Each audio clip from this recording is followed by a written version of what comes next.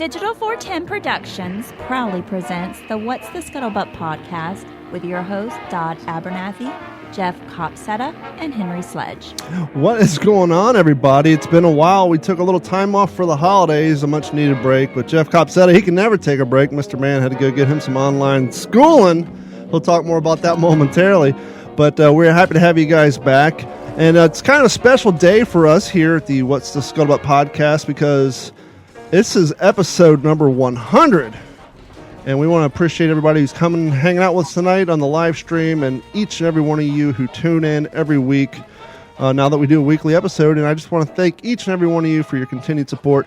Jeff, Henry, how are y'all doing tonight? Happy 100. Thank you.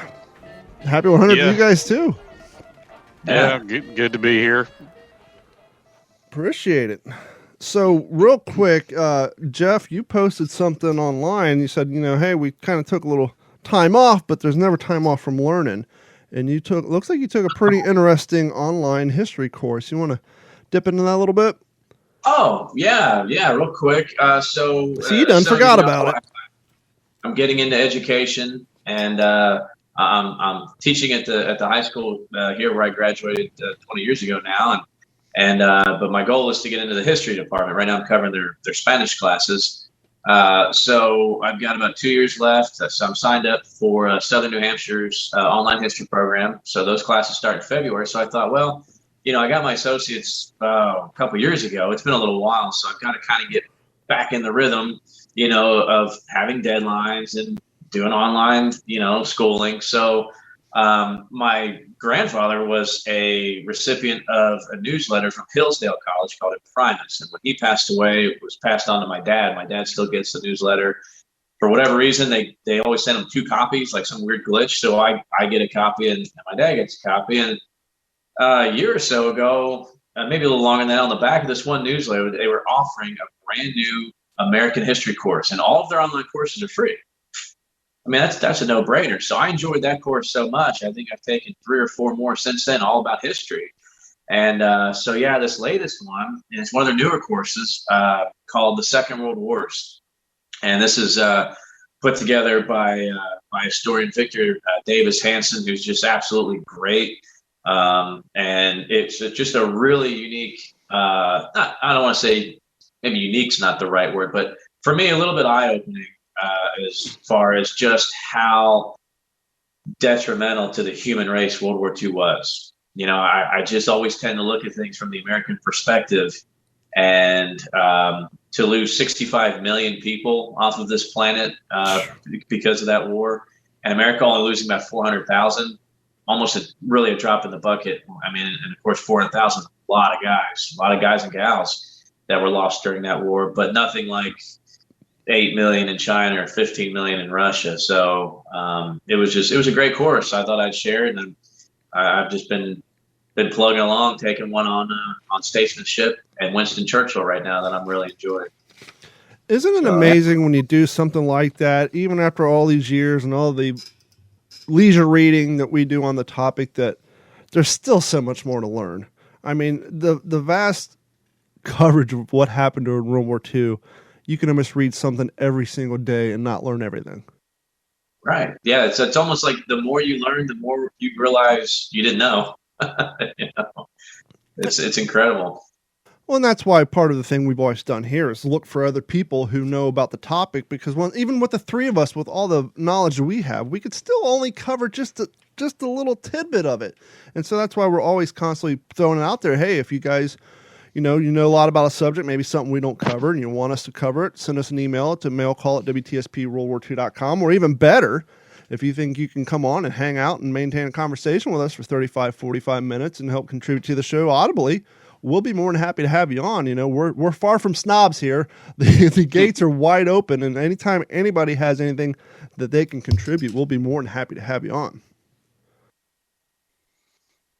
Absolutely. Sorry for that. I've been fighting a cold since before Thanksgiving, and I still got it up in my sinuses. Well, we want you to drink our cold medicine. my grandfather's cold medicine, which I'm mixing with Diet Coke tonight, believe it or not. Speaking of Thanksgiving, how did everybody's holidays go? were you able to do what you normally do? Was there any kind of restrictions on anybody due to the COVID or any medical things, or was it just another normal year for everybody? We had family come over to my house, so it was really good. I mean, for me, it was the best Thanksgiving yet because of my new son. It was his first one. So, sure. The holidays are always kind of a time of, remembering loved ones that are no longer around and enjoying all the new ones. So I always have good holidays, guys. It's every year. Maybe my kids like, man, Dad, you always say this is the best Christmas ever. I'm like, yeah, but it is. Every Christmas gets a little better so. I was getting ready to say, you're about to go out and do the whole My First Christmas ornament shopping routine because you got a Christmas right around the corner for him. Yeah. Oh, that's good stuff, man. Okay. We go all out for Christmas around here. My wife's got this place looking like a Southern Homes and Gardens expo. Oh yeah. Christmas done threw up in our house. Let me tell you, I've got a garden railroad outside out there that's all lit up with Christmas trees and everything, and I've got a light up Christmas wreath on my 1950 DeSoto driving around town with it lit up. It's still weird for me, even though I've lived in Florida now longer than I've lived anywhere else, and before living here I lived in California, but just because I grew up in Kentucky and Ohio, it's still weird to me to have Christmas without the cold weather and the ice and the snow and the tree change. I mean, I'm down here in the swamps, and other than it being what's the 80 temperature down there now, Jeff or Don? This week it was like in between the 70s and the 80s, and like I've been trying to go fishing, which this is my first time winter fishing, and all summer long the water temperature is 95, and now it's like 72, which up north would be considered warm, but down here it's cold. So yeah, I mean, it's just like any other day as far as our foliage goes. It's just instead of it being 98, I think it was 82 today. Yeah, but Christmas is the one time of year that I like cold weather. Yeah, I always loved October when I was growing up north. The leaf change just always does it for me, and it's so funny because I remember growing up, staying out the school bus. Once it got 50, we all put shorts on. Now I've been living down here for so long. Once it hits 72, I'm wearing sweatshirts and jeans, so I've totally acclimated to the area. But I thought it would be kind of fun just to go through a little bit of brief history of the What's the Scuttlebutt podcast, and we can kind of see how things developed and progressed. Here's a little fun task for those in the listening audience, and even Jeff and Henry. Get out a recorder, sit in a room by yourself, and try to put together an hour-long podcast. You'll find it's quite difficult. And so one of the things I always did when we started this thing is I would just book on guests, because I knew, even with my terrestrial radio background, I was a producer of a radio show. I talked to two hosts, so I never had that background of being like a radio DJ who sits in a studio by himself talking to the audience. And so for me, it was always weird to try to sit down and do a podcast by myself. And so one of the ways I created a crutch for myself was to always book a guest. And that kind of forced me to track down some really interesting people. I'm not going to play clips of all of them. I do have some honorable mentions here too.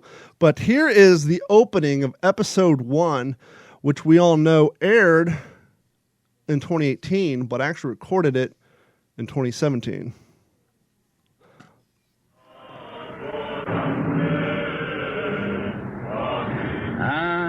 As usual, a Welsh hymn, a hymn of joy in sacrifice.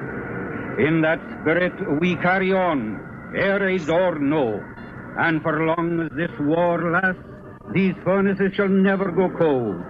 We'll keep them as warm as the voices of those boys singing, and as warm as the greeting from Wales I now send to you. To our boys in the air, on sea, and on land, to the people in battered cities and towns throughout Britain, to our fellow workers in the mines, in the factories and the fields, aye, and to the women, God bless them, whose courage is our pride, to you all, a happy Christmas, and God be with you. The German air raids of northwest England would start in August of 1940 and continue on into the new year. The heaviest of these bombings occurred on December 22nd and 23rd and continued on to Christmas Eve and Christmas Day. On December 22nd and 23rd, over 272 tons of high explosive bombs were dropped over Manchester, England. On Christmas Eve and Christmas Day, another 195 tons of high explosives were also dropped throughout the city of Manchester. During this time of December 22nd up to the 25th, the Germans also dropped over 2,000 incendiary bombs over the city, killing an estimated 684 civilians and injuring another 2,000. This extended air raid on northwest England would go down in history as the raids on Manchester. We opened today's show with a broadcast that aired on Christmas Day in 1940. And as you heard, despite 4 long days of German air raids over the city of Manchester, the radio broadcaster went on the air to remind the people of Manchester and northwest England to essentially keep calm and carry on, to get up and go to work, do your part to win the war. But more importantly, that Christmas will continue as scheduled. And from Christmas of 1940 up to today, Christmas Day of 2017, welcome to the first episode of the What's the Scuttlebutt podcast. I am your host, Don Abernathy. And that's when my family knew that there's going to be a problem with podcasting, when he's in the studio on Christmas Eve or Christmas Day recording his very first podcast that would go on to torment this family for years to come. That's great, man. That's the big bang of What's the Scuttlebutt. That's great. And, that was real hard for me. I've been open about this on my other podcasts and never really brought it up on here, but I actually have a learning disability. I was diagnosed with a learning disability in 2nd grade, and even in high school, I did not have to take science or math or reading proficiency test. That's the test that you need in order to graduate high school, because I had a learning disability. Even to this day, I can't even do like short division. My mind does not process it. But interestingly enough, even though I had a learning disability in math, science, and reading, in my senior year of high school, I passed my senior year with a D in college prep history. So who knew that the cat who couldn't read, who could not, I literally could not read aloud until I started working in radio and forced myself to read stuff. And so when I did that first recording, I had to record that thing like 6 or 7 times to sit here and read live into a microphone with somebody who has a learning disability who, the another thing about World War II, and we talked about in the past, I got into books. Somebody got me a Barnes & Noble gift card. I was like, what the hell am I going to do with this? I don't read. I can't read. And then that's when I picked up the book about Beyond Band of Brothers, the one about Garnier and Heffern. I got it in a bookstore when I was flying back to Ohio from LAX, and I read it, and it was the interest I had in World War II that encouraged me to read. And I found what my teachers and my parents and everybody had been telling me since I was a kid that I never believed in. It was, if you actually find something that you enjoy reading, reading will not be a burden. But if it's something you can't stand and you have a difficult time doing it, then you're not going to. And actually, just like anything else, the first time you do something, you're never good at it. It was reading these books, the World War II stuff, the more I read, the more proficient I got, the easier reading got, and now I can, read things and record them. And it goes with Henry's father's book. It was probably like the 3rd book I ever had. I read that thing 3 or 4 times. I probably had to read it the 2nd time just because I didn't understand half of it the first time, but reading through it, I just got, it's like anything else, it just got easier and easier. So for someone to be in the position in which I grew up in, to have a history podcast where I actually research, write up things, and then record them, where I'm actually reading script, I've kind of come a long way in that fact. That's a very powerful story.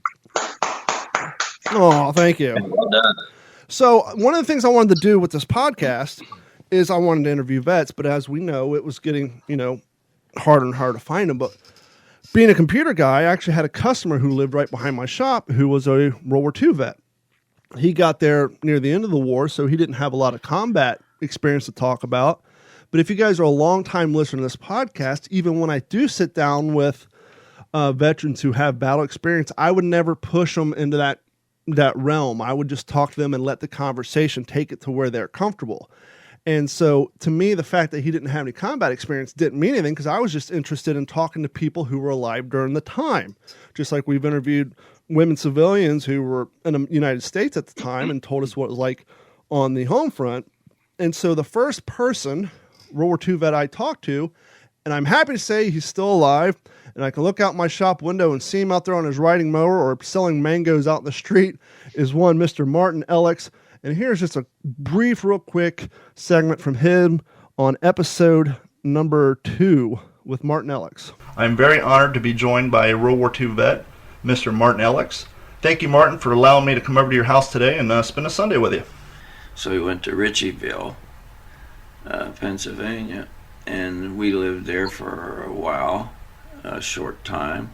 And then the mines around Farmington started opening up. And so he got a job at Carolina, which was one of those mines that was a ring around Farmington. And but they would not hire you unless you lived in their house. So we had to rent our house out so that we lived in a company house. We lived in that company house probably for 2 or 3 years, and then finally there was a sort of a war with a rebellion with the miners against the company's policy, and they had their own police force. The company did. Kind of like the Pinkertons, but not the Pinkertons. They rode on horseback and stuff. I remember that as a kid, and of course a lot of people attacked each other and had a lot of problems, and finally they settled it up, and we were able to move into our own house. And that's one of the interesting things when you're talking to somebody who's born in 1925 up until modern days. Not only did they see World War II, but as in the case of Martin Alex and his family, that little segment of his interview, I usually start off, where were you born, where were you raised up? And we were talking about the Great Depression. And as you heard him say, his family actually had a house, but in order for his father to get a job working in the coal mines, they had to lease out their house so that they can move to the company town, because in order to work at the coal mines, much like the old songs say, 16 tons and what do you get? Another day older and deeper in debt. St. Peter, don't call me because I can't go. I owe my soul to the company store. To work in the coal mines, you got paid with company chit, which was their coins, which was only good at the company store, and to pay rent at the company house. And so here I am sitting down with this World War II veteran, and we do a history on living in coal mine towns and how his dad was basically working for essentially free, because the money he was earning at the coal mines had no value outside the company town. And the only money they actually made was the money leasing out his house. And so it's always interesting where these conversations go, even if it's not World War II per se, but just life in the 30s and 40s is always interesting to me. It really brings home just how different it was. Yeah. And I think I may have mentioned it before. I was at my grandmother's house, or at my mom's house, and she had some of the company coins that my grandfather, because he was born in Eastern Kentucky, and he was a coal miner, and then he got tired of the coal mine scene, and then he moved to Richwood, Kentucky, worked at my great-grandfather's dairy farm, and that's how he and my grandmother met before he went off to war. And hopefully maybe playing some of these clips will invite some of you new guys, the new listeners, to go back, because all these episodes are still available over at WTSPWorldWar2.com, or if you subscribe on iTunes, it'll just download the entire catalog. But all 100 episodes are still available up on our website. If you guys don't mind, I'm going to skip the clip number 3. This was an interesting one that was brought to me. This is another interview. But this is a guy who lives here in Southwest Florida. His name's Fritz Lindenbrau. And he was 6 years old in Germany during the war. And I pulled an interesting clip. He kind of talked about growing up in school, how the Nazi propaganda was presented to them. And then there's a clip to me which is very telling. After all these years, this is 2018. This happened in 1944. When telling this story, he still has a tear come to his eye, and he starts to break up a little bit. This is one of the interviews that I just wish I would have known a little bit better, because this is early in the history of the show. I recorded this at a beautiful house, marble floors, cathedral ceilings, not known of the acoustic nightmare it would become. And I literally had to process this interview like 8 times to try to remove as much echo. And I've actually had a huge fan of the show tell me this is one of the interviews that he couldn't make it through because of the sound quality. It's not that horrible, but I get it. If you're listening through ear pods, it can be a little taxing. But this is a very interesting and heartfelt clip from Mr. Fritz Lindenbrau back in 2018. When we had gotten to school, we have to stand up. The teacher was the one who says Heil Hitler. And the pupils, we have to say the same thing. And we even sing the song, the national anthem, Sure. Deutschland, Deutschland, über alles in the world, This brainwash stuff there, yeah. High priority target. Absolutely, inclusive the Autobahns. As a matter of fact, I remember a lot of times when there was a signal where the train had to stop because there was a train station a couple of miles further down. And when the train stopped, all the passengers had to go out of the train and have to go under the train. Under the train. In case they were strafed by air? Yeah. In case they're, we knew always, as a matter of fact, when we got bombed, because we were lucky enough, that was the last house of the town where we lived at the time. And we could look all the way down to the city of Mannheim, and we could see where the Americans had gotten across the Lachs, where the bridge was, blew up, where the Americans walked across the Lachs, Yeah. So they came across, and there was a dam right there on the Neckar River, and this is where they positioned themselves. Okay. There was a fight in front of our house. Really? There was which we saw and there were the Americans. They've been apart approximately maybe 2 kilometers, something like this. They fought and fought and fought until all the Germans got killed. With this days, hours, weeks? It was approximately 3 weeks. 3 weeks. Something like this. There were maybe 150 Germans or something like this. It was ridiculous. And I'll never forget this. My uncle and me as a boy, we been out in the attic and could look. There were the Germans and there were the Americans. And constantly shooting. There is also a lot of Americans who lost their life as well. Yeah. I still remember with the Jeep where they hauled them to the cemetery, where they're laying dead on the back of the Jeep and stuff like this, a couple of. And I still remember very well also where the Germans, there may be 10, 15 left, and it was right there where the railroad track was, what I mentioned earlier, the railroad track. And there lived a family. There was a gate where you could cross the railroad track. There was a gate with a house, and there lived a family in there, and we. I got to be careful, not getting sentimental. That's all right. It's such a unbelievable memory where guys called for help and no one came out of the house and helped. Oh, it's too dangerous. Yeah.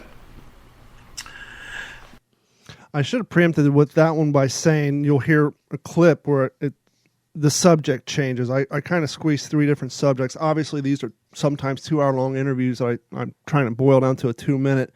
And by the way, if you guys are new to the show, all these interviews, if you go to WTSPWorldWar2.com and click on those who are there, there's 8 interviews with people who were alive during the time, some combat vets, some in the case of Mr. Linenbrau, a 5-year-old boy literally watching all this go down, and you can hear after all these years how that trauma affected him these days. And in that interview, he talks about how his brother, who was 11 years older than him, was forced to fight on the behalf of the Weimar Republic and all that. And so,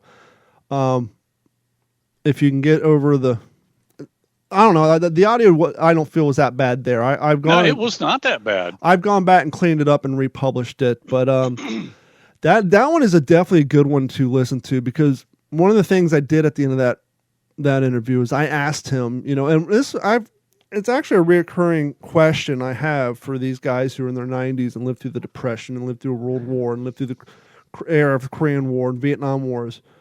If there's something you could suggest to the younger generation, what would it be? And he had a pretty damn good answer on that one. So I strongly suggest going and listen to that one. Still with me, Jeff? Okay, we're going to move on to episode 12. Joshua Murray from J. Murray Helmet Restoration. We talked a while back about my love for M1 helmets, and I was like, well, I'll reach out to Jay Murray and see if he's interested in coming on. And I get this question brought up a lot, is how do you apply corking? And well, Joshua covered that on that episode. If I had a nickel for every time I had a guy ask me that question, I don't think I'd ever have to restore a helmet again. When it comes to because the M1 helmet, for your listeners, it's textured, and so they textured them because it would knock down the reflective quality. So if your helmet is wet and you're in the moonlight and it has this cork texture on it, it has a tendency to kind of dull it down just a little bit so it's not so shiny. That's the whole idea behind it. And it's crazy that they thought about that during the production of the M1 helmet, but it took them 2 years to realize having Marines wearing white T-shirts in the Pacific not a good idea. Corking a helmet, when I first got going on helmets, I tried everything, even down to buying and mixing like drywall mud. If you look at an office wall or sometimes in your home, there's the little texture on the wall, and I thought, well, that kind of looks like cork. So I've tried it all, and I remember I have a specific memory when I first started doing helmets. I went to a hobby store and bought a great big giant chunk of cork, like a giant cork stopper, and I went home and I fired up a belt sander. And I put the belt sander down, I nestled it between my legs. I kneeled down on the floor and put the belt sander in between my legs, pointing at the corner. And I laid out a big piece of paper, and I took that cork stopper and started running it across the belt sanding belt so that it would make it like cork dust. And I just was never satisfied with it. And I'm like, well, you're not going to ever spray cork through a modern Buffalo gun. There's no way. Gun system. It's just not going to happen. So I thought, all right. So I went in the house and I raided my wife's spice cupboard and I grabbed a basil jar, which is funny because after all these years, I think that was about 15 years ago, I still have the same shaker. I've never swapped it out. I'm kind of a creature of habit. So I think it's interesting. The guy who's kind of like one of the 3 or 4 go-to guys for M1 helmet restoration to this day is still just putting corking in a basil container from his wife's kitchen and dumping on the fresh paint. I have a few more clips to play, but I think we'll take a quick break. I know, Jeff, for most of y'all listening to this, you'll be hearing it tomorrow on December 7th. And, well, that's a anniversary in its own right. So I want to let Jeff take over a little bit on that. And then we're going to read a news article or two, and then we'll get back with, I got 3 more clips, and then we'll go from there. But Jeff, you had a few things you wanted to say? Oh, sure. So, yeah, I think it aligns well that tonight is December 6th, because I kind of wanted to talk a little bit about that. And it spawns from a program that I did last year on December 6th. And it was a Pearl Harbor program, but I guess the 7th probably fell on a Monday, I'm assuming, since it's a Tuesday this year. So we did the program over the weekend on the 6th. So when I was preparing my speech, I started thinking, okay, how can I, you want to always try to make a connection. Yeah. How can you get people to, you don't think that they're like Don and Henry, that they kind of know this stuff. So you got to try to make a connection with them. And it's even harder when, well, it's not exactly today that's the anniversary either. You really kind of lose them. So, yeah. Okay, December 6th. So I wanted to think about December 6th, 1941. And that was a Saturday, obviously, since the 7th was Sunday morning. So I started thinking, what was December 6th, 1941 like in Pearl Harbor? What was that Saturday like? And to kind of set the tone, we have to first kind of think about where the rest of the world was, because on December 6th, we could not have been any further from the war. We had maintained, for the most part, a pretty strict isolationist type policy. But of course, Churchill is just camping out on FDR's doorstep, wondering when we're going to get into this thing and save the United Kingdom. But at this point, the Japanese Empire, or what they call the Greater East Asia Co-Prosperity Sphere, if you measured that up by square miles, it was the largest empire in human history. This is bigger than anything the Romans accomplished or Alexander the Great or anybody. They held more of the globe than anybody else on December 6, 1941. And the Germans had, started their blitzkrieg in 39 and overrunning. Of course, those countries are a little bit closer together. They don't have the logistical issue of the ocean, but still overrunning multiple countries in Europe and Northern Africa and pushing east to, into Russia that summer, June of 41. So two very large superpowers are taking over the world, filling it with tyranny and destruction and death. And we've got guys on December 6, 1941, that were fielding the 17th ranked military in the world. 16 other countries are bigger and better than us on planet Earth. We are at number 17. Portugal fielded a larger military than we did on December 6, 1941. That's something we really need to let sink in. We had 6 aircraft carriers in the Navy. And we would go on in the next 45 months to build 151, 153, something like that. Over 150 aircraft carriers are going to be built in the next 45 months. Over 200,000 aircraft are going to be built. That is unbelievable to me. So what was December 6th like?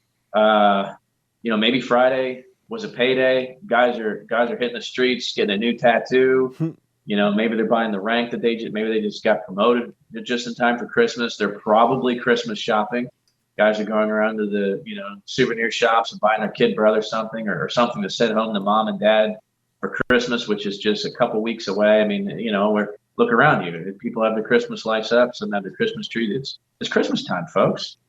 And not to and mention, it was Christmas time on December 6th, 1941. And not to mention, we didn't have Amazon Prime with 2-day delivery. So people were out shopping so they can take the 2 weeks to snail mail. And the stores had stuff in them. Yeah, that too.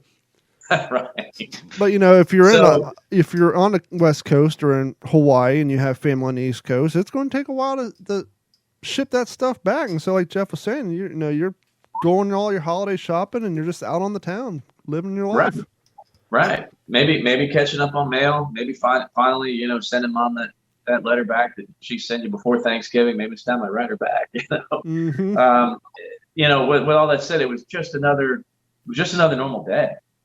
And that day just kind of gets lost in the sauce because of what happened the following day. And, what I like to think about December 7th, now 80 years ago, we celebrate the birth of the nation on the 4th of July, 1776. But in my opinion, it was the American identity that was forged from the destruction that came out of December 7th, 1941. As much pain that it caused and what it did to the world over those following months, us as Americans need to also look back and be grateful in the aftermath and the effects that day had on us as Americans and on the rest of the world. Yes, there was going to be a lot more people that were going to have to die to create the world that we live in now. But some of those technological advances that happened because of wartime, the necessity during wartime has, dominoed into peacetime and has just multiplied exponentially in these past 80 years to the technology that we enjoy at our fingertips every day. Mm-hmm. So there's cause for reflection, but there's cause for pause. And as long as we never forget and always remember Pearl Harbor, I think that means maybe our kids will never remember or never forget Pearl Harbor and so on and so on, because I think that's what our boys would want. And the three of us are of age that we can kind of get a glimpse of what that must have been like the following day, because the three of us were all here for 9/11. And we remember what it was like seeing American flags on all the cars driving down the street the following week. And probably the last time, I would think that regardless of what your political ideologies were, that's probably the last time we all kind of got along, despite all the nonsense in the news. That's and all probably that. True. And obviously little different, but as far as tragedies and lives lost, we can kind of understand what they're going through, and so it's I don't want to say easy, but it's familiar to kind of put ourselves. Oh, that's what it could have been like for them in 41 and 42, right after Pearl Harbor, and we heard that on the news after 9/11 that they made that connection just due to the sneak attack aspect and the lives lost, but. So, imagine, and earlier, Jeff, you were talking about your newest son. We're all dads here. Mm-hmm. Imagine on December 7th when the aftermath of the attack and you're the parent of an 18, 19-year-old son, or possibly 2 or 3 of them. Imagine what's going through your mind. Because they're going to get called up. They're going to go. And I didn't pull the clip earlier because it's not something that we did. But when I first started this podcast, I still worked in radio, and my Stan and Haney show, they gave me a clip and permission to use. And I strongly suggest those of you listening, after you listen to this episode, go to the website or download it on the app, look for episode 4. In episode 4, it's a clip, it's an entire interview from Stan Haney show, but they interview a girl who was on Pearl Harbor. She was in Hawaii, she was 8 years old on that day. And so if you want the first person account of what D-Day was like, go to our website or go on the app and look for episode 4. And you can hear a very interesting interview with a eyewitness of what happened on Pearl Harbor. But yeah, it's just so, I don't know, it's just crazy how, we were talking about this before the show. It's the younger generation thinks, oh, that's so long ago, but it's not. We still have people alive, and sadly we're losing more and more every day, and maybe that'll be a good segue into this next sad topic. What can you guys tell me about Edward Shames? I know that Leighton Hughes, who we had last time, had talked to him a few times, obviously through all the Band of Brothers stuff. And actually, I think our former guest, Brian Dimitrovich, posted something. I think he had done some stuff with it. I never interacted with him or met him. Yeah, Brian posted a picture. Apparently, he was at a Easy Company get-together and was drinking some Grey Goose with Earl McClung. And Shames came over and participated and ended up signing his bottle. But the reason, the name may not sound familiar with it, because as far as I know, the only reference in Band of Brothers is from this. You know what Dyke's problem is, don't you? He's just another one of those arrogant rich jerks from Yale. Oh, God, not another one of those. Division's not going to let me replace him just because I got a bad feeling about him. Even if they would, who'd I put in his place? Shames? Do not ever talk when I'm talking, you got that? Shames seen too many war movies, thinks he has to yell all the time. Both you little crapheads! Did not listen to a word I said during that briefing, did you? Or Peacock? God bless him, no one tries harder, but he's not cut out to take men so that's combat. Probably, for those of you who watched the series many a times, that's probably the only real scene you're familiar with the name. Yes. And after, Don, after Leighton and I started really getting to be friends, he talked about Shames in some of our first conversations, and it sounds like he was a pretty contentious guy sometimes, and a lot of the other E-Company guys thought so. And then I'm like, well, I know the name, I got to process this. And then so here recently when I rewatched Band of Brothers, then I see that, and I'm like, oh yeah, now I remember that guy.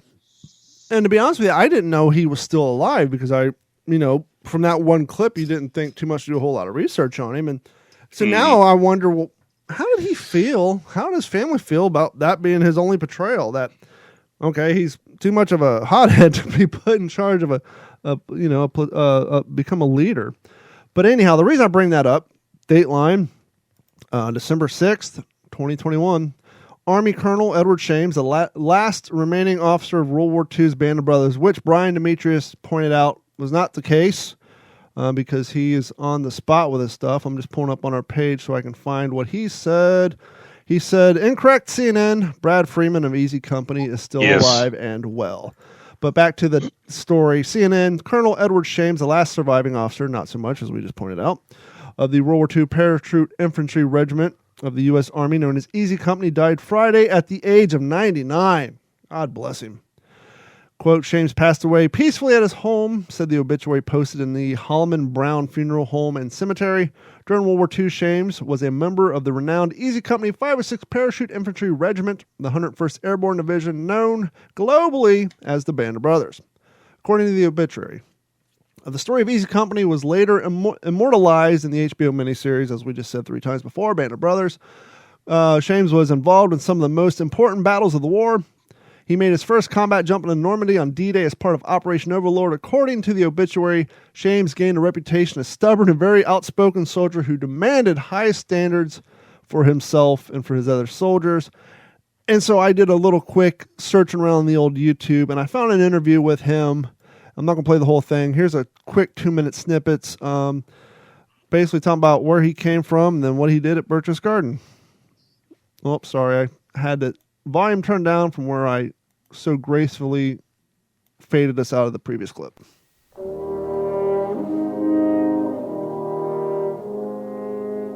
I'd never seen firing from every direction, in any direction, as I saw that morning.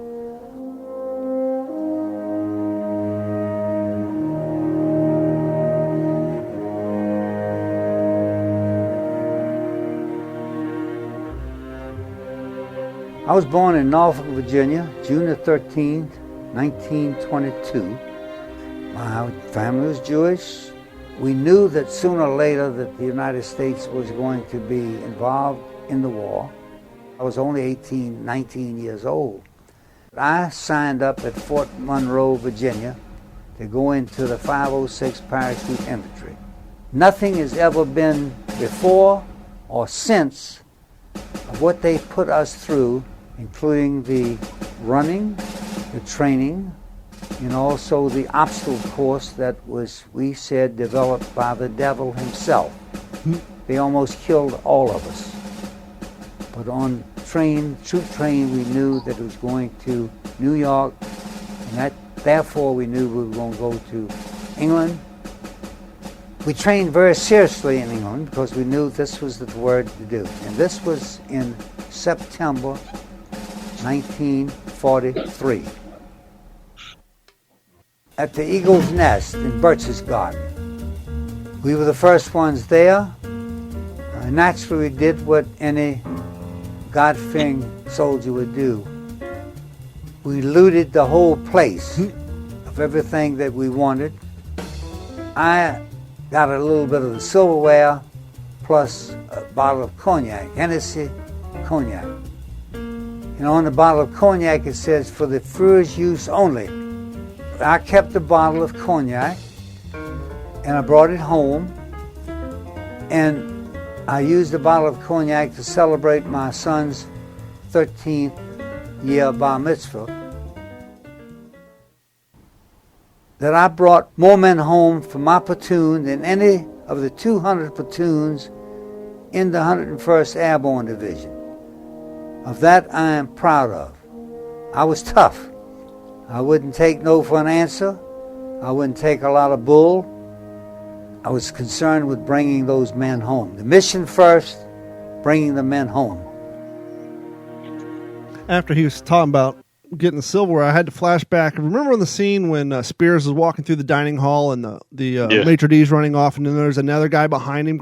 I wonder if that was the Shames character. Is that you talking about when Lieutenant Welsh? I thought Kitty would like this. You talking about that? Or? No, that's when they first get to Birch's Garden. You see, actually, yes, you're right. I think Winters, and then another guy came up and they smacked his hand. I wonder if that was Shames. But back to the CNN article. Here's something interesting. In Germany, he was the first member of the 101st Airborne to enter Dachau concentration camp just days after its liberation.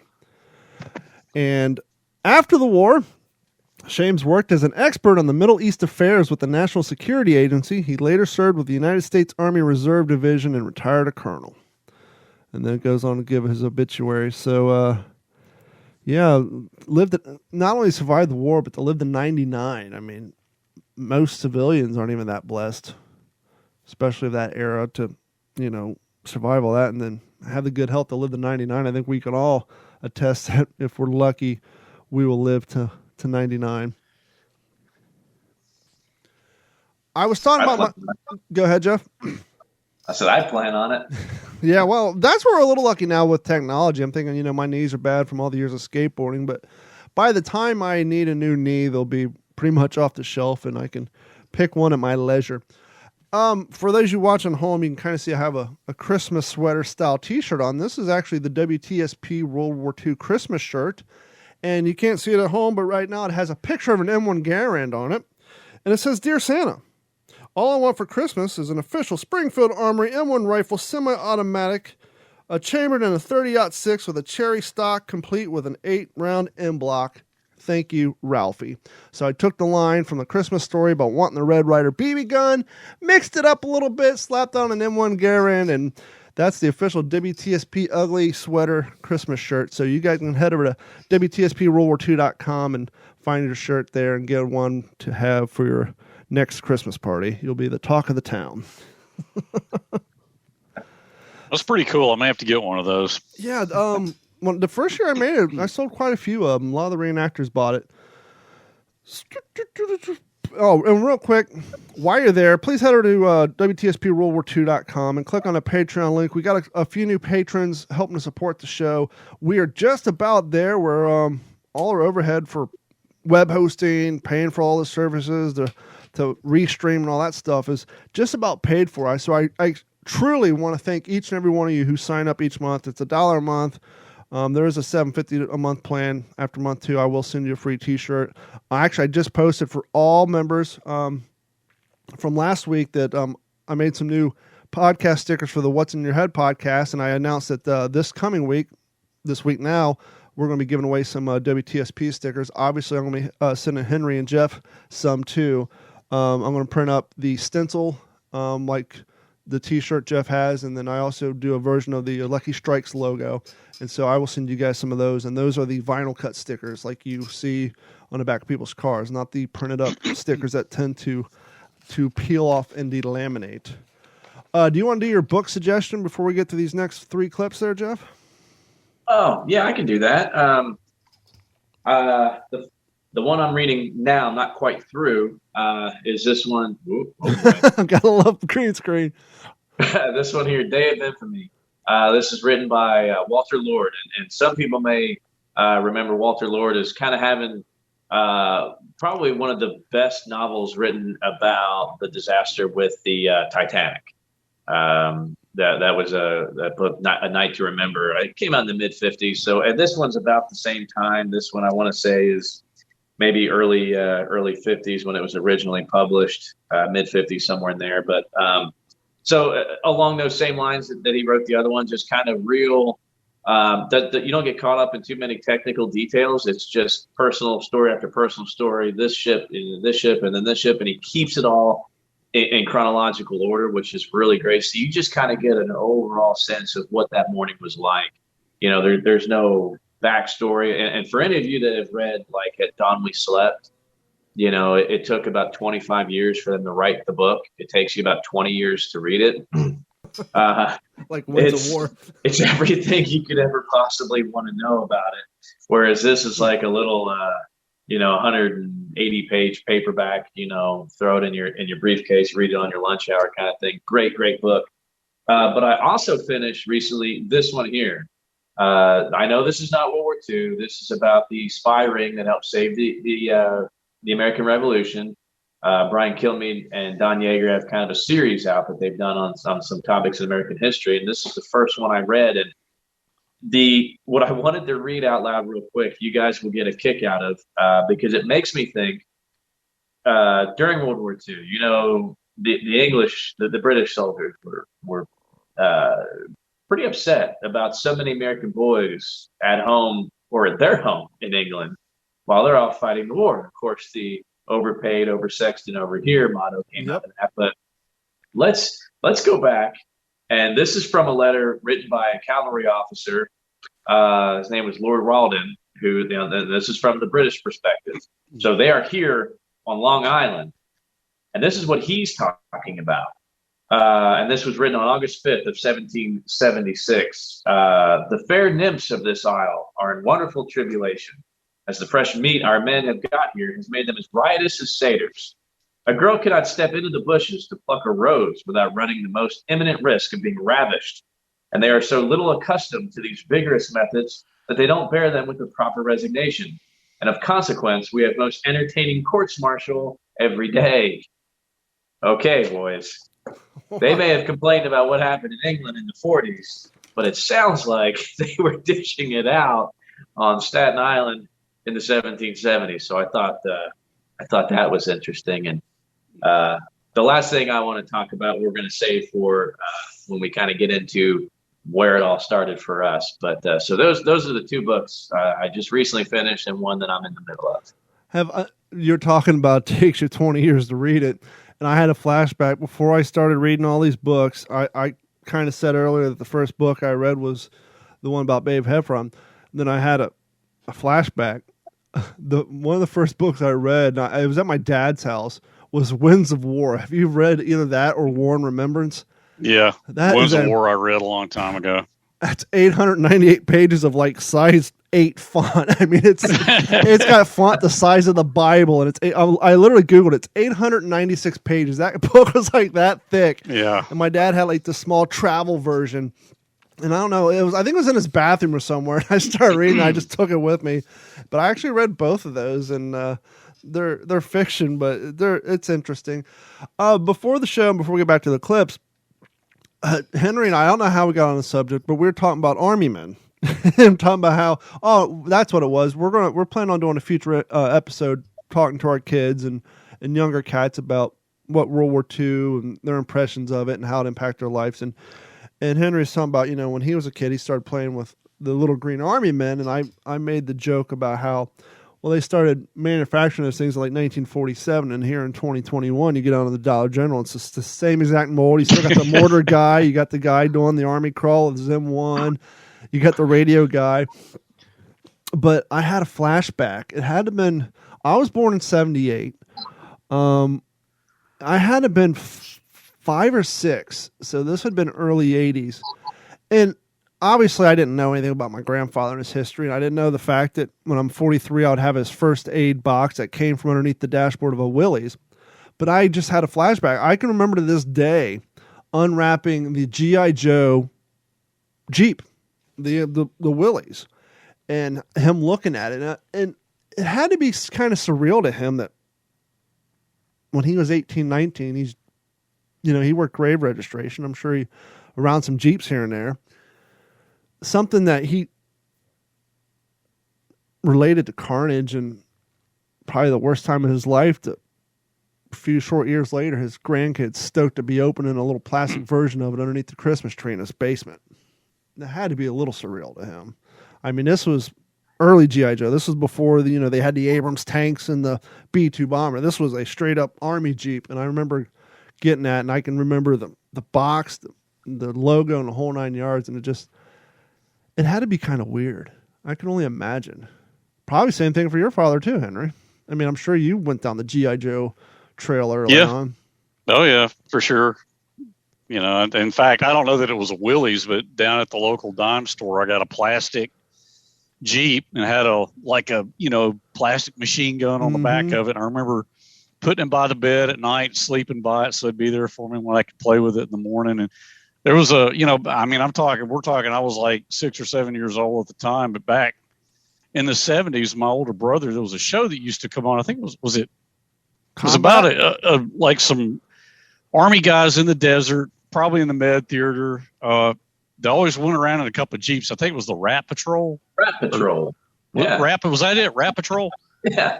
Yeah. And one of the guys had an Aussie hat. And my brother would always watch that show. That was like literally one of the first guys said, I like that Jeep, so he took me down to the dime store and I got the Jeep, and I mean, that was good stuff.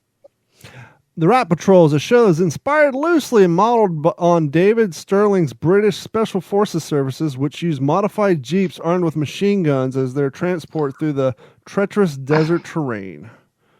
Who was in that? Tom Grease, Christopher George, Gary Raymond, a bunch of people we don't recognize. Hey, before we move on, I got a book suggestion of Absolutely. my own. You want me to do that Yeah, now? please. I didn't want to inundate the entire show with clips from, the past, but I thought it'd be kind of fun for the new listeners to hear kind of how things grew. This is called Soldiers of Barbarossa. Is that showing backwards for you guys? No, you're good. Okay. I heard about it on Paul Woodadge's World War II TV, but David Stahl, who wrote it, was talking about this book as well as several others that he's written. But this book is a collection of it's outtakes of letters and diaries from German soldiers on the Eastern Front, all the way through, from the beginning of Barbarossa, not until 1945, but well on into 1943. But it's pretty interesting stuff. Very good book. And I love the Eastern Front. That was like one of the first parts of World War II that really kind of grabbed me when I was younger. Yeah, it's one of the things I need to do. Every time we talk about books, I keep thinking the same thing. I need to broaden my horizons, as we were saying at the beginning of this podcast. With all the research and reading we do, there's so much that we don't know. And every time we talk about it, I look at this book that I got for Christmas a few years back. It's called A Fatal Dive, and it's about German U-boats. And so it's like, well, I got content right in front of me. I can definitely expand my horizons. So I think maybe I got another book on read. I know I'm slow. I'm just now getting ready to finish up September Hope because I only read probably about 30 minutes a night because of all other stuff. But that being said, thank you guys for reaching out to us, and I dearly apologize. I'll try to track it down because we had kind of a week and a half, almost 2 weeks off. Sir, your email, I can't find it. I was just browsing through it. But, we do these book reviews and make suggestions, and, I mentioned on the one episode that I found this one on eBay, and I was going to read it, and somebody actually tagged me either on a picture on Instagram or Facebook. I looked at our Facebook messages and didn't see it. But one of our listeners said, hey, I heard you talking about this book. So he went out and picked it up, and he's going to give it a read and let us know what he thinks. And so we definitely encourage everybody, much like we said in the earlier show, if you read a book we suggest, let us know your take on it. Or if there's a book you think we should read, please email us at mailcall@wtspworldwar2.com and let us know what we should read. And with that being said, if you guys don't mind, we're going to hop on down to the next clip. Robert Glenn, USMC. This was a very interesting interview. This one came to me through one of my living history buddies, and I don't have this particular clip in this show, but in his interview, he was laying on a gurney after getting hit with a grenade on Okinawa during the flag raising, and so that's when the war ended from him.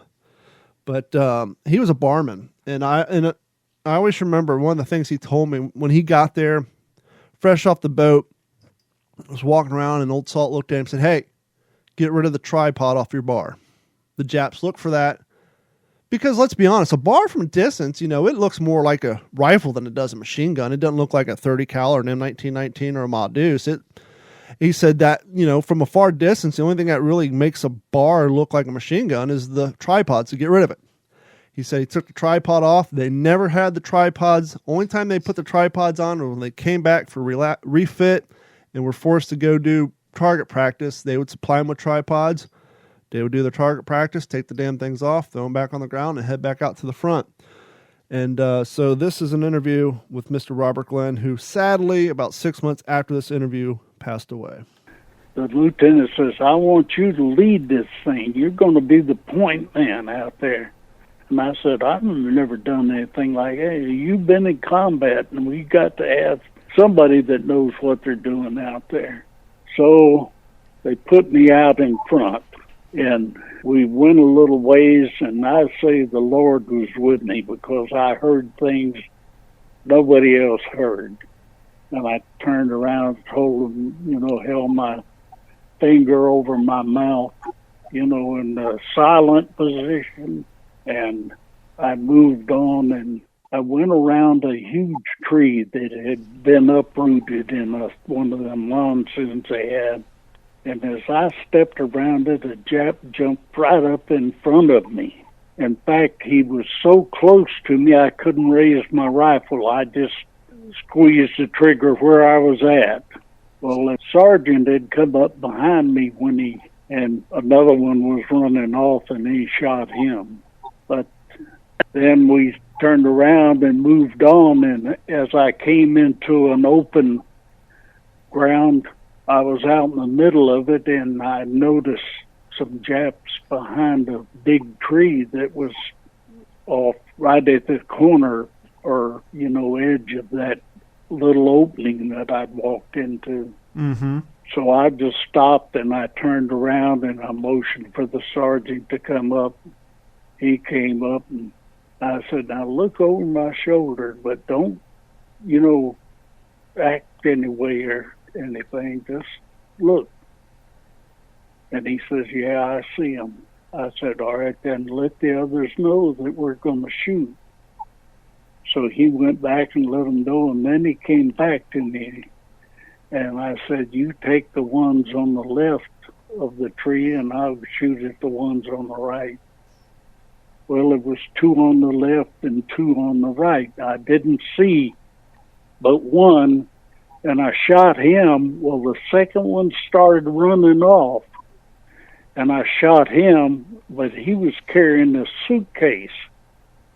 And when I got to him, I opened up the suitcase, and the suitcase was full of Japanese money. One of the other things we've done a lot on this show, and I've been threatening to do it, and I just started doing it tonight, and hopefully I'll have the page up by the end of the week, and that is to make a page.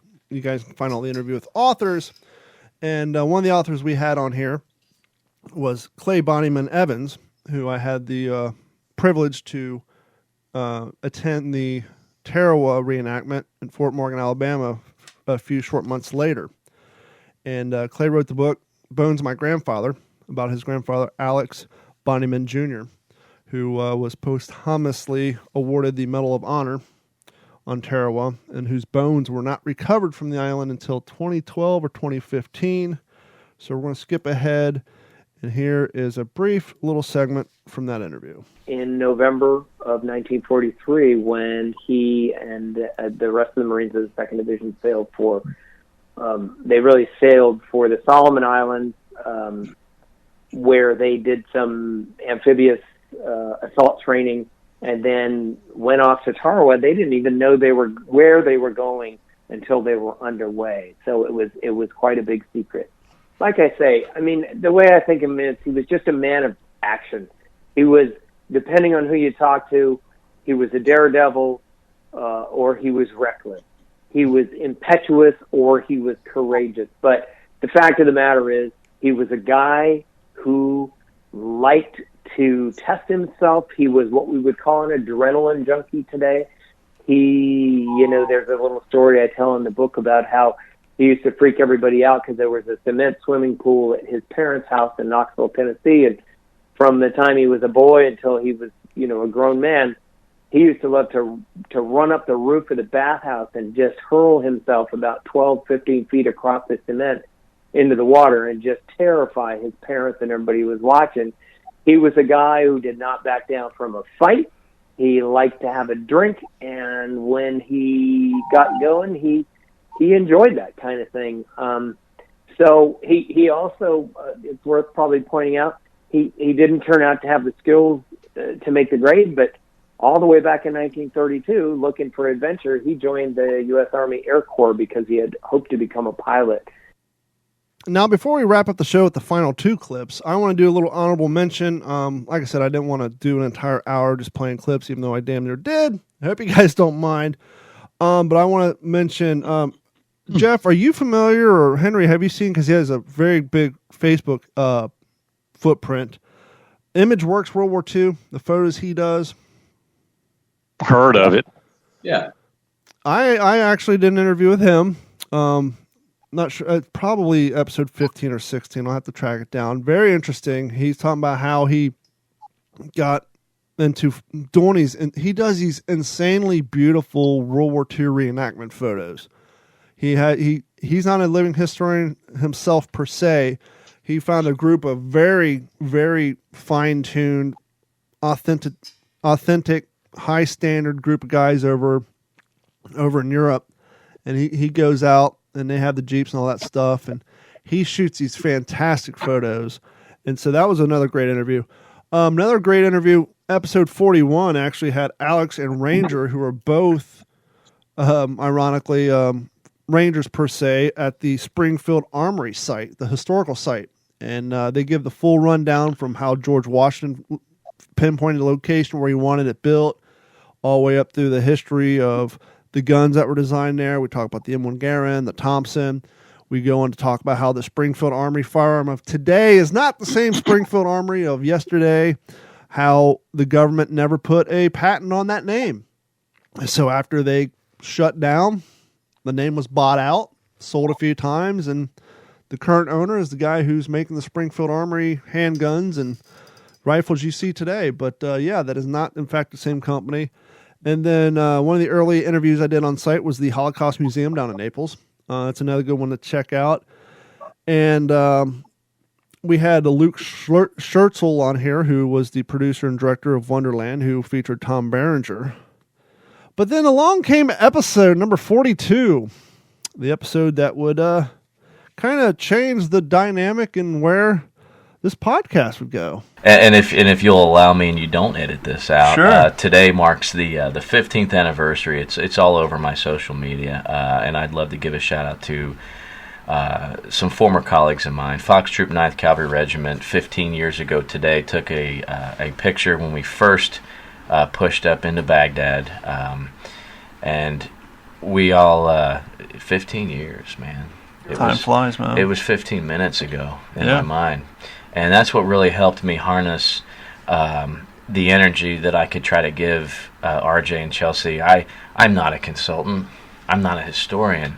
I'm a former soldier.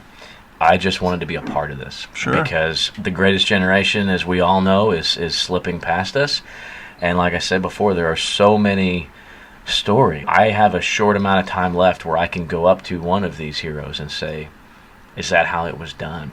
Mm-hmm. And I don't like to think about the day that they're no longer with us. Episode 42, little known fact, that was the episode I interviewed one Matthew McConaughey.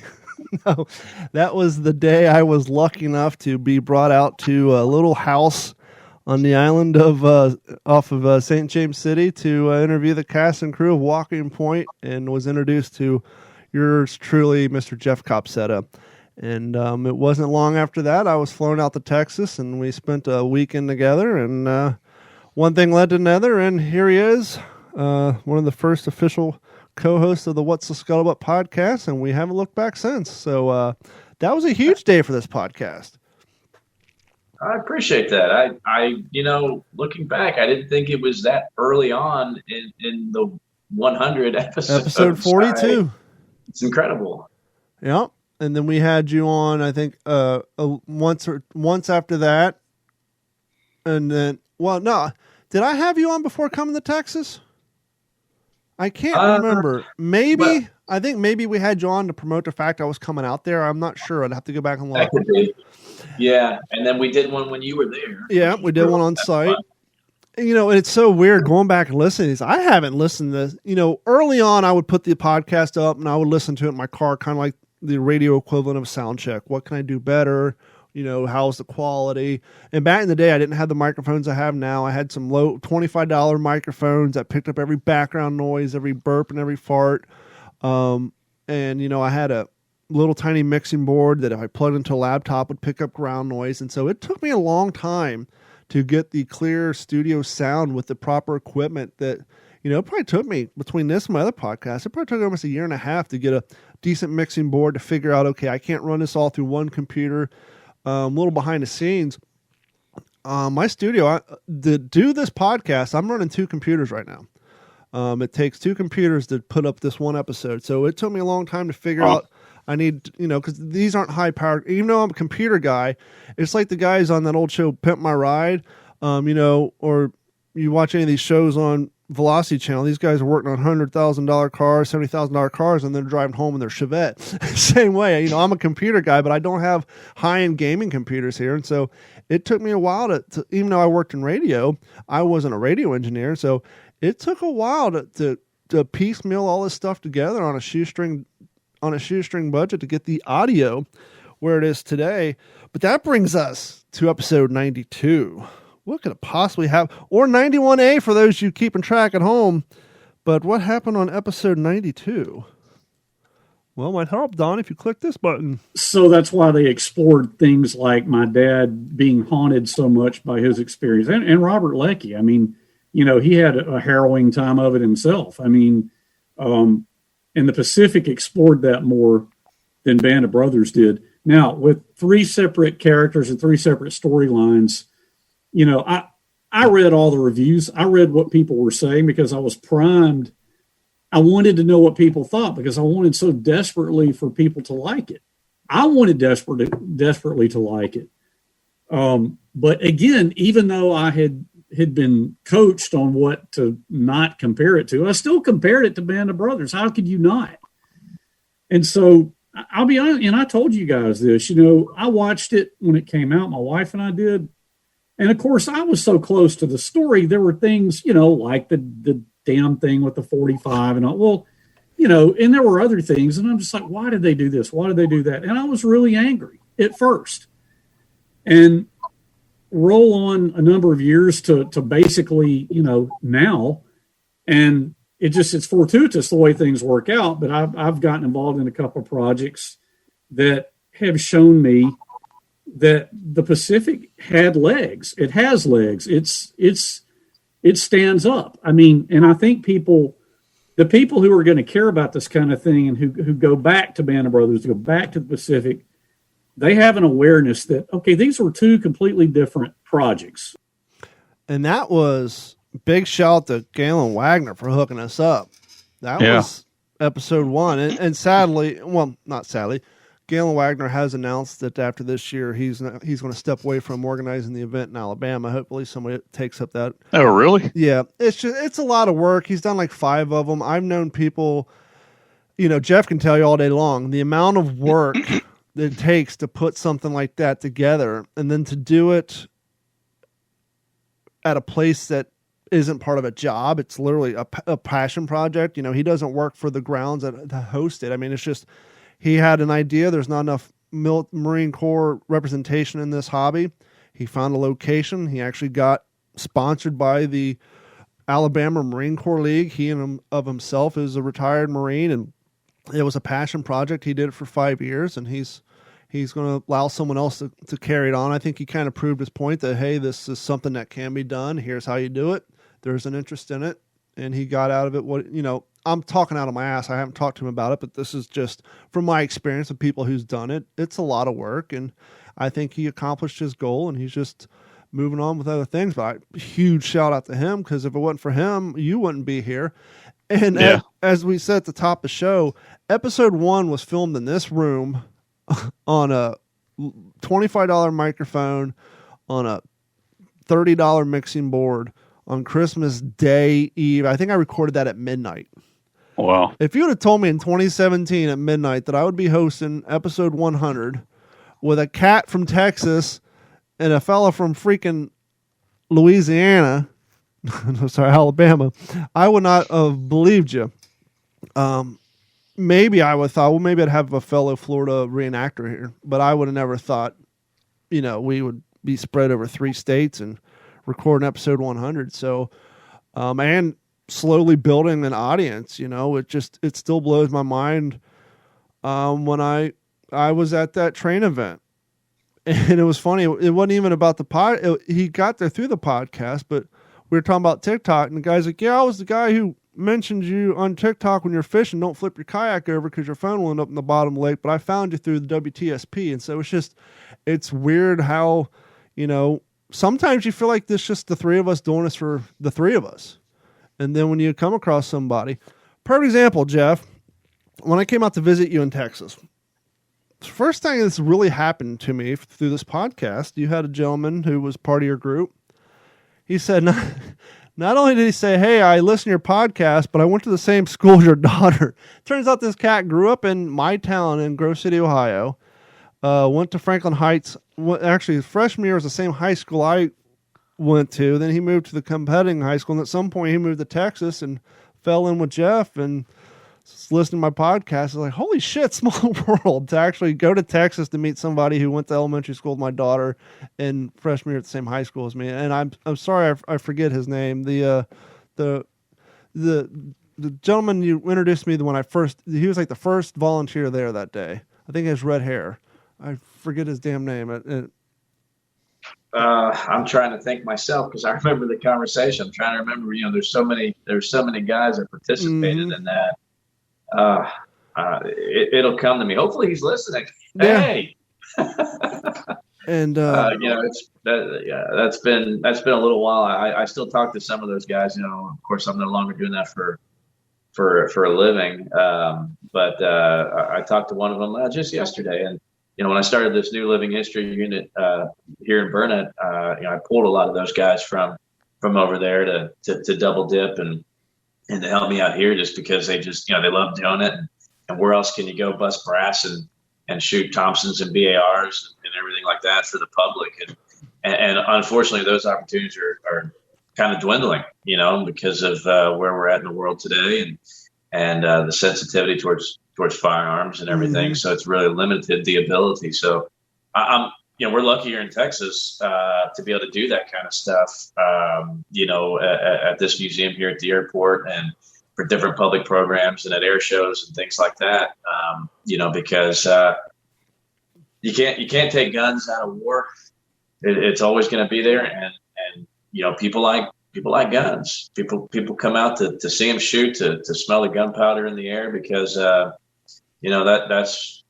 that's what Henry's dad did, and they did it because they had to, and we do it because of them. I always had a saying: we do what we do because they did what they did, and we're just going to continue to do it. Talking about small world, I was at that event at the Van Kessinger Express in Paris, Florida. And one of the guys from World War II Armor was driving his Jeep, and your name came up. And he asked me about Aaron, your boy Aaron. Oh, that was Taylor Briggs from World War II Armor. Yeah, but he was. Yeah. We were having a conversation about Aaron, and so it's like, here's another Florida reenactor talking about a cat in Texas that I know, that I met through Jeff, and so it really zooms in on how small that the community really is. Absolutely. And but you guys have anything you need to plug or get out there and spread the word about?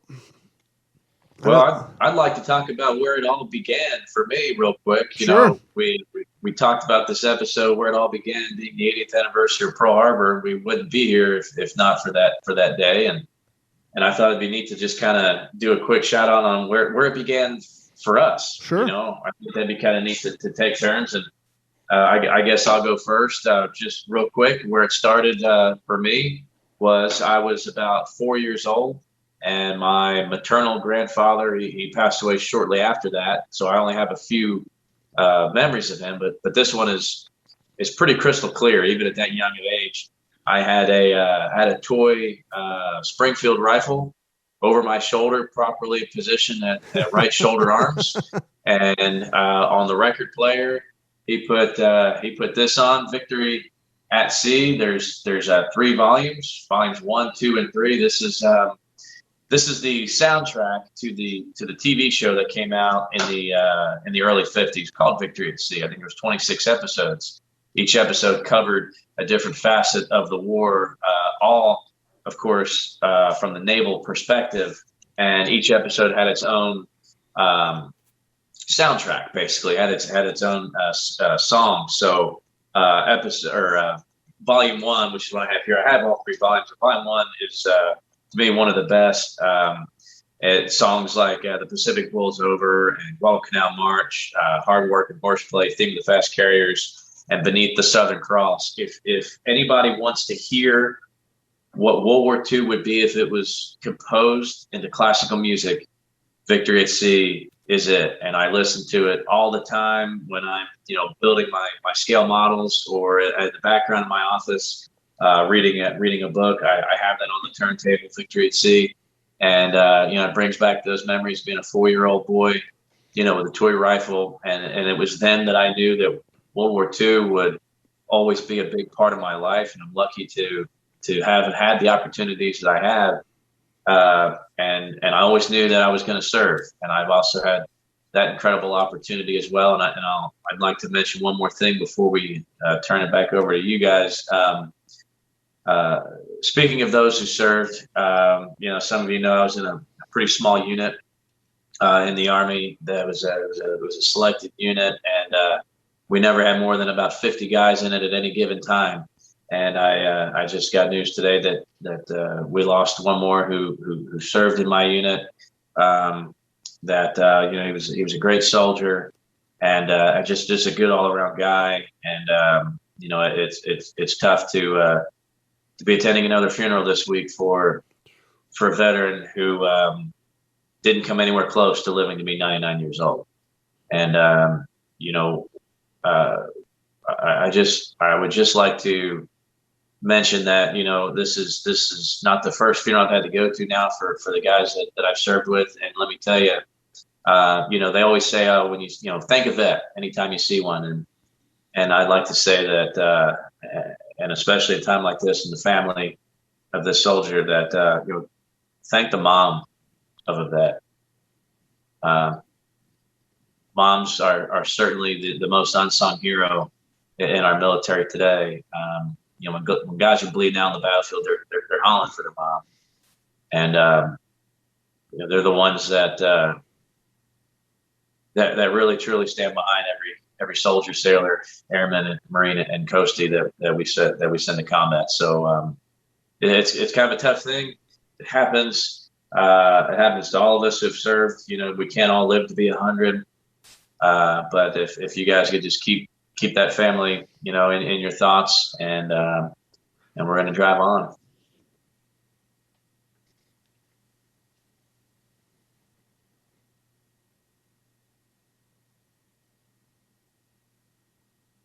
No, I just want to intentionally leave a little pause there just to give that thought a moment before we went on with the show. But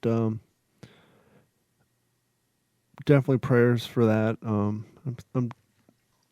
deeply sorry for your loss, Jeff, and we'll everybody put out prayers. How about you, Henry? Where did it all get started with you? We were jokingly tossing down the gauntlet before we went on the air with you in this subject. So tell us about your uncle. Well, it was my brother and me going down to the dime store in Montevallo, and the little green Army helmets that they had. I'd get one of those and a little, the Tommy gun with a little little clapper in it. And then we'd run around in the woods behind the house, playing Army, playing World War II. And then in the afternoon, we'd watch Hogan's Heroes. That was coming on every afternoon, Hogan's Heroes. And Rat Patrol, as I mentioned earlier. And getting the bag of soldiers, the guy with the rifle and the mortarman and, all that, and setting those up. And, another guy that was a friend of my brother's, he had a little model of a German Tiger tank. So, just seeing those things and forming a visceral connection with it. And then the movies of the day, like, Where Eagles Dare, which that came along a few years later with Clint Eastwood and Richard Burton. Patton was another one. Battle of the Bulge. Just any World War II movie that came out, really getting into that. But I just kind of always had an appreciation for it. And then there was a Time Life picture history book that had been put out by Time Life. It was huge. And it covered the entirety of World War II, every theater, all the years of it. And I can remember just sitting on the floor looking through every page of that book, being equally fascinated by the European theater, the Pacific theater, the Med, Eastern Front. And then when my family and I would go down to Mobile to visit my grandmother, my brother would always say, "Hey, let's go in there and get Uncle Edward's medals out of the bureau in the hall there." And so we'd go in. He would have been about 12. I would have been about 5. And my Uncle Edward had been 741st Tank Battalion in the Battle of the Bulge.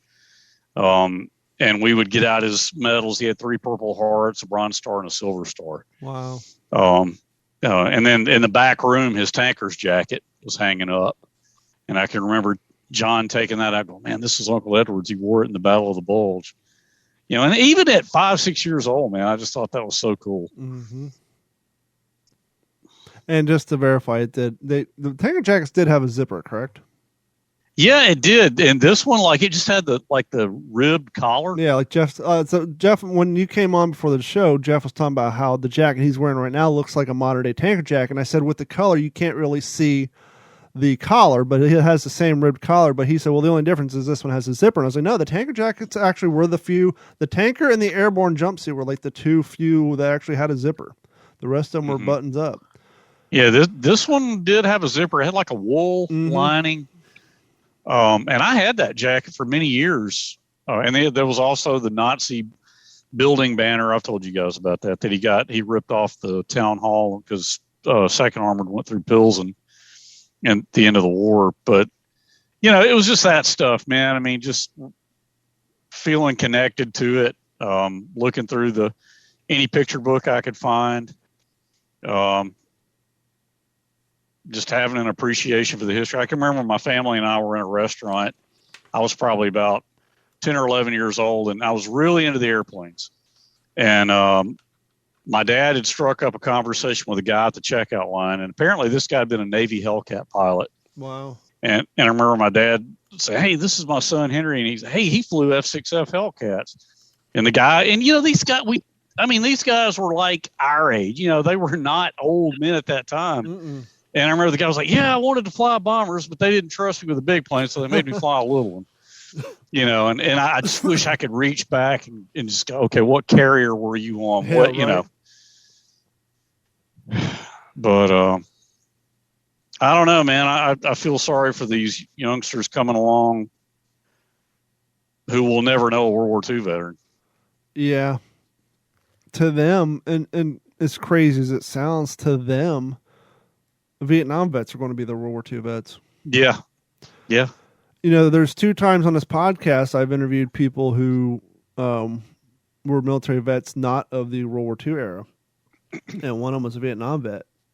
And I asked him, and it never occurred to him, and he never processed the thought before. But I asked him, I said, what's it like to be the last generation to actively fight against communism and to see where we're at nowadays? And he's like, I never thought about it. That the Vietnam War was that was the last actual combat against the communist country. And he said, it never occurred to me that was the case. I said, yeah, because all the other modern day wars are against Muslim nations and other nations, but Vietnam was a truly communist. That's what we were fighting against, was communist Vietnam. But he said he never thought about it, but yeah, it's weird. For me, I've told this story multiple times about my M1 helmet, but just the military altogether. For me, when my dad moved my family from Kentucky to Ohio so he could find a better job and provide a better life for us, he got a job at Master Foods, who makes cow cans and Uncle Ben's and all that stuff, Mars, M&Ms and all that stuff. We rented a little townhouse that what we found out, well, he probably knew, but what I come to find out later was it was military housing World War II. It was on Rickenbacker Air Force Base, named after the air ace Rickenbacker from World War I. And so we grew up on this little military base. At that point, it was basically a skeleton base. It was pretty much a stopover for fuel and to leave equipment at and have air shows every year. It was active, but it wasn't like active.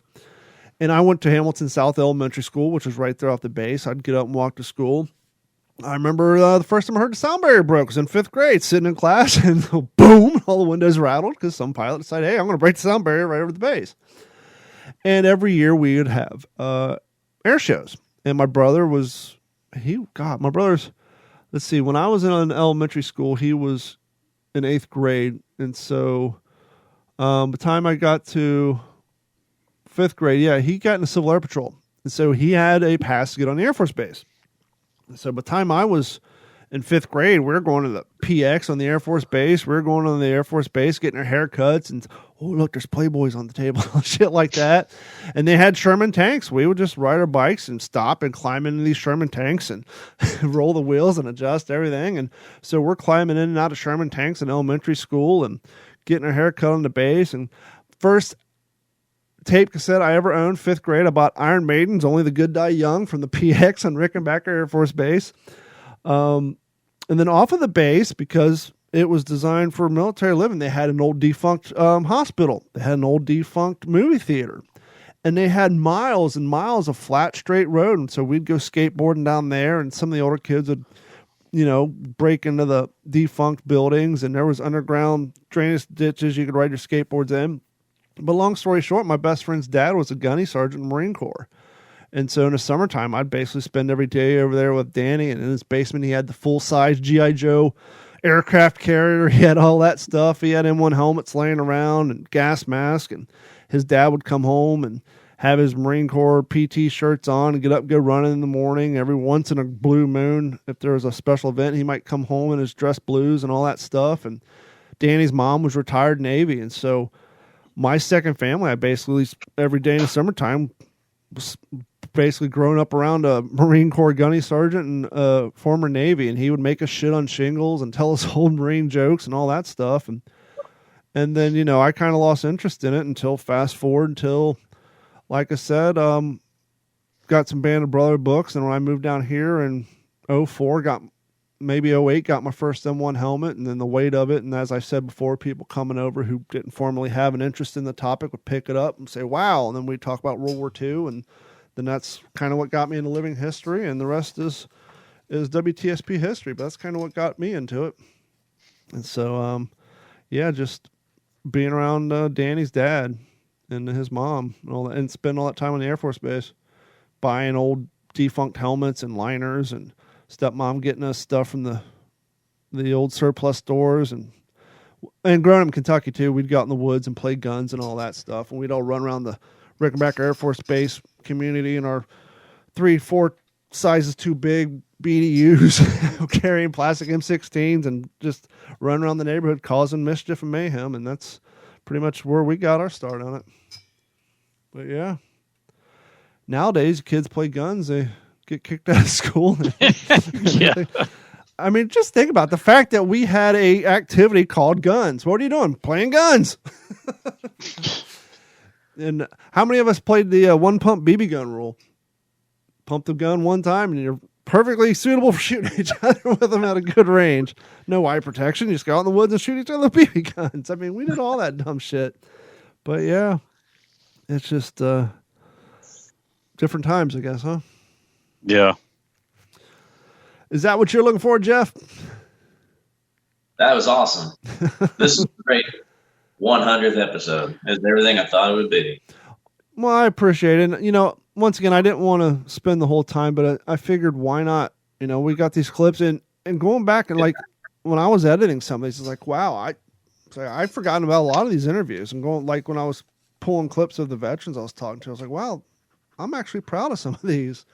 And I just wish we had the opportunity to find more vets. I mean, I know they're out there, but sadly, as sad as it sounds, I'll be out in public and I'll see a gentleman with a hat on or at a restaurant, and usually they're with their adult children, and I'll go up and talk to their daughter or their son. And your dad served in Korea? Yeah, your dad served in World War II. Which, by the way, we're more interested in talking to Korean War vets. So if you guys know any Korean War vets, send them our way. But it's at the point now when you meet a World War II vet or their family, the first question is that your father? Yeah, how's he doing? He's well.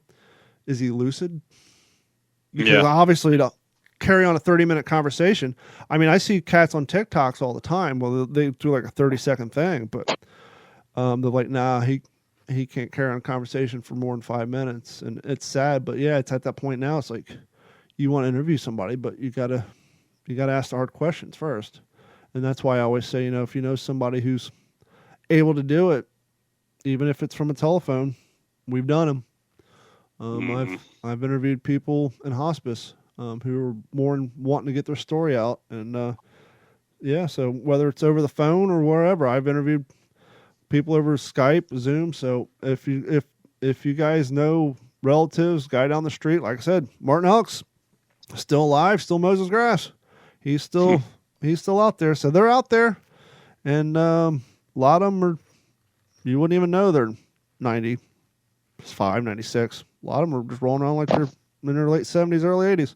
So please, if you know them, just reach out to us, and we'll do the groundwork and get it set up, because we definitely would love to expand our catalog. And as I've always said too, one of the goals I have is get a handful of these to just send all these interviews I have the unedited rough cuts that I would love to just if they're interested, send them to the National Archives.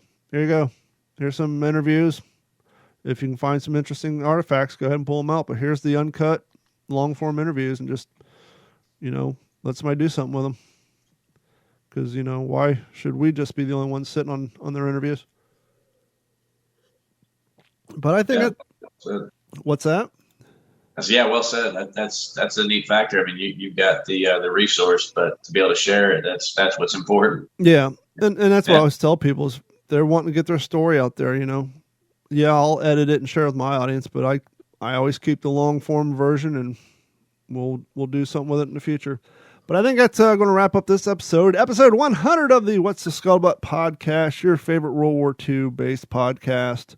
And to be honest with you, that's why we put based podcasts in there, because we know we're going to talk Korean War and Vietnam War or Gulf War, what have you. So that's why we put the caveat of World War II based podcast, because sometimes we get off the subject. But on the behalf of Henry Sledge and Jeff Copsetta, we want to thank each and every one of you for hanging out with us and downloading the podcast. And looking at the numbers, our show is growing. Took some years, but we're getting there. And thank you to Jeff and Henry both. I couldn't do it without you guys. And thank you guys for contributing and making the show what it is. It means a lot to me. I don't know if I'd still be around here for episode 100 if it was still doing it by myself. So you guys are definitely, it's our show. It's not my show. It's our show. And I greatly appreciate you guys making this show what it is. And I appreciate you guys, the audience. And I think we're going to be back next week. And I think we have a couple of guests on the books for the next few episodes, right? I got to look at our calendar. Is John McManus for next week? I believe so. I'm going to have to look at our show calendar. I got Matt Diploma up in a couple of weeks. I think McManus is coming on. I got to look at our calendar. But yeah, we've been beating the sheets and hitting the streets looking for some more guests to come on. Well, so I need to reach out to John because he had messaged me right after I was on Paul Wood Edge's World War II TV.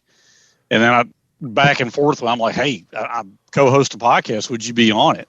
And I'm reading one of your books right now. One of my co-hosts, or both of them, love your book. So yeah, I need to reach out to him and confirm. But I want to say it was the middle of December. Yep. And so thank you guys so much, and we will talk to you next week. This has been a Digital 410 production.